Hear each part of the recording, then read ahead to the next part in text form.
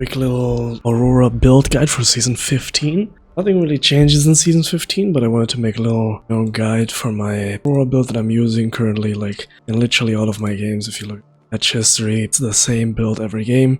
It's pretty good, it's really consistent, it's the strongest you can be. And I'll just give you a little rundown of how I approach itemization. We always start off with Doran's Ring, 2 potions. That's just Doran's Ring, they made it so OP. There's no point in going anything like this. Is not a greedy option. Darkseal is not a greedy option anymore. It's just a plain out bad option because having basically quote-unquote infinite mana from Doran's Ring is just so good.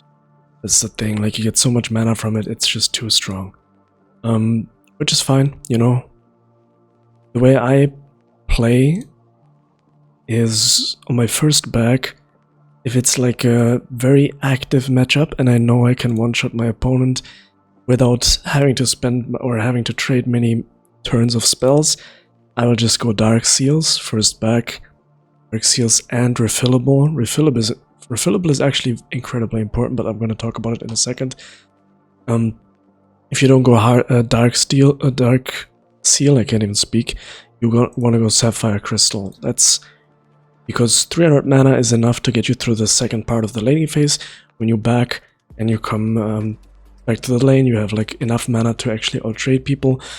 As Aurora, your passive gives you a lot of regeneration, and adding combination with the refillable potion is insanely important. So this is what you actually want to get on your first back most of the time. First back, most of the time, you get Sapphire Crystal, refillable. And the reason for that is, as I said, you just out-trade most matchups just by doing that. If you get your passive active, 2 passive stacks, and a refillable potion, you will heal an insane amount. If they don't have Ignite, and even if they have Ignite, you know, you're still gonna heal, not as much, but it is an insane amount. And Sapphire Crystal just gives you the mana you need to trade consistently, so that is what we do. And then after you get your Sapphire Crystal refillable, you instantly go Dark Seal. You want to, of course, get Dark Seal as early as possible because you want to stack it. You know, if you get a kill with this, you get 4 AP per glory. You get, how many do you get? Takedown grants 1, so you get 4 AP per kill. Insanely good. If you get 10 stacks, you just go Magi. The thing with this approach that I'm taking is AP over everything else. Like Aurora just wants AP. Of course, you want to get, after you get your Dark Seal, you want to go into Lost Chapter. So basically, this is about how you can think about it the most consistent way, you know. You get your Sapphire, you get your refillable, next back you get Dark Seal, Lost Chapter if you have that much money, you're insanely snowballing, but as a general, you know, guide of what you want to do. Where's the item? Ludens. You just go Ludens after, you go whatever you can afford. If you can afford needlessly large rod, you go instantly, like, as I said, you know, just AP. And large rod is like, you know, it's like insane. It's better than Alternator because Alternator is easier to build. That's the justification. You do want to save up for large rod. You don't really want boots. That's another thing. People overvalue boots. Your W in combination with Magi's 10 stacks, if you get it, I mean, even if you don't get it, your W is enough to get you out of most problematic situations and into most beneficial situations. So boots are very optional on Aurora, and you don't have to rush boots or like spend a lot of gold on boots. Even with the new upgrade, it is great to have. Like if you have the full upgrade, you have 2 legendary items, you get the Feats of Strength boots upgrade. It's strong, but like, you just trust me, okay? If you want to learn Aurora, you want to play him consistently, just go rush AP. You go Alternator next, you go full Shadow Flame next, and this is already your core build, you know. Next up, what do we want? We want more AP, so we get Rabadons next. Of course we get it. That's it. If you play into heavy tanks, guess what? It doesn't matter. Your passive does percentage damage, and most of the fights you just want to one-shot all of the squishies and then rotate your spells to kill the tanks. Like, they usually can't kill you because of your passive, and yeah, you're just enjoying life. You have % damage, which still does a lot of damage to tanks in general. So AP, in my opinion, better than Void stuff. You know, in most cases, like, Void stuff is alright, but of Rabadons is just insane. You just save up for the components. Like, if you get your 2 core items, let me just clear this up a little bit. This is just an old build that I had.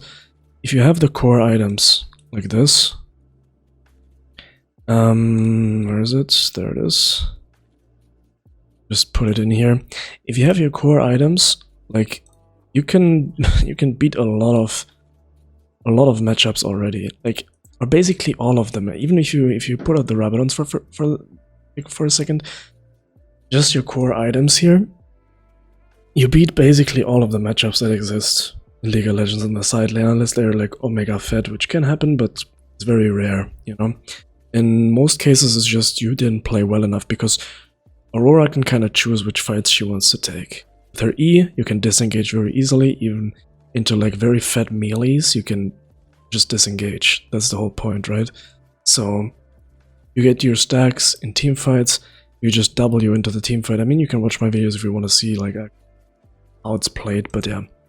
And then you just go Rabadon, and then you can think about boots, just because, like I said, they don't matter much, but Aurora as a character scales incredibly well with like base movement speed, of course, because you get your W scales off of base movement speed, right? So, or like any movement speed, so you just get extra amount basically. You can do that just to get into fights more easily, but what you then just want to do is you can grab either you grab another large rod and then build one of the like defensive options if you want to, or you can pick up a Storm Surge if you want. If that, like, you can just build whatever for your last item. I'm not even joking. Like, you can basically pick whatever. Usually, if it's like, I know I can close out the game, I'm not even going for like Storm Surge or Alternator. I'm just gonna get another large rod. Like, that's just what I do. I don't know. It's very, like, you can't build it into much, but even a Banshee's Veil in late game, beautiful item. Like, you're just gonna survive the one ability or whatever. Like, if the enemy has like an AP assassin, you just go Banshee's Veil, you're enjoying life, it still gives a lot of AP, and you're just basically unkillable. Like, after they see you, because they can't see you, and you mostly kill like, usually you kill like 4 people.